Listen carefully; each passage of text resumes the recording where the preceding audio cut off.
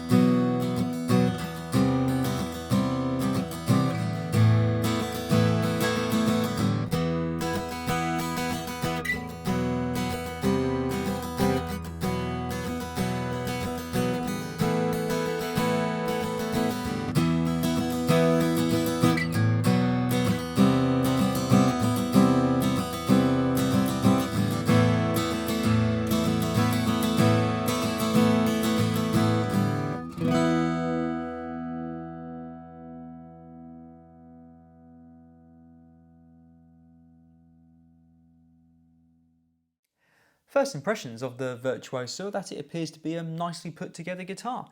There's a little bit of finish build up around the neck joint and a couple of smudges under the finish, but otherwise, and considering its price point, the guitar is well made. The fret edges have been nicely dressed, the spruce top is even in grain with a bit of character, and the Acacia back and sides have some interesting grain variation which still show up even under the satin finish. I'll admit to being surprised when I first played the guitar. Quite often guitars at this price point will have a rawness to the sound that can come across as a bit harsh, particularly when they're new and haven't had much playing time, but this guitar has a richer and more mature tone than I was expecting. Admittedly, the plain strings are a bit thin sounding in comparison to the wound ones, but overall I found the tone to be full and balanced, not something I can say about every guitar at this price point. There's a good amount of dynamic range available as well, with softer fingerstyle playing benefiting from the low end support, and the guitar was able to handle harder strumming without getting harsh or sounding too messy. It's quite a flattering guitar to play, with everything sounding good, and it seems to be a bit of an all-rounder, something which the grand auditorium body shape seems to do well, being a nice meeting point between a smaller, more immediate sounding OM and a bigger, bolder dreadnought. Overall, and particularly when you consider the price of just over £400, I think this guitar is punching above its weight when it comes to unplugged tone. Plugged in, well, again I found myself surprised. Regular viewers will know I'm not always enthusiastic about undersaddle pickups, but through a small acoustic amplifier I found the Sonicor and Precis preamp combination to work very well.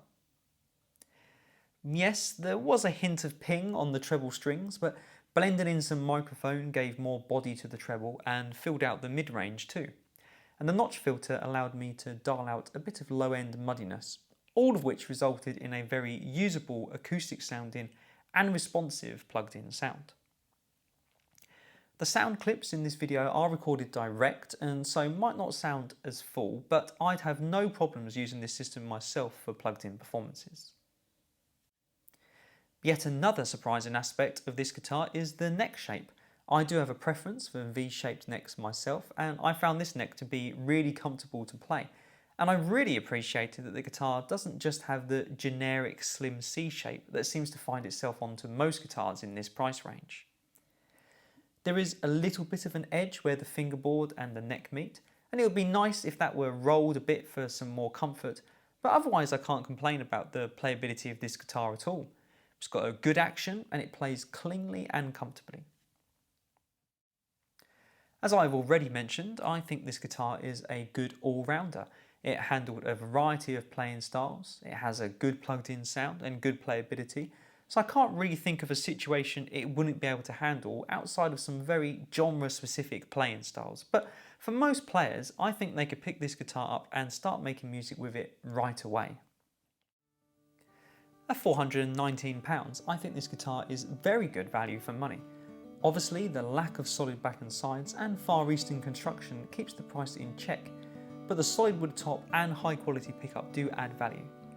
I think it's a little bit of a shame that a good quality gig bag isn't included in the price, but otherwise I think this is a great guitar for the price.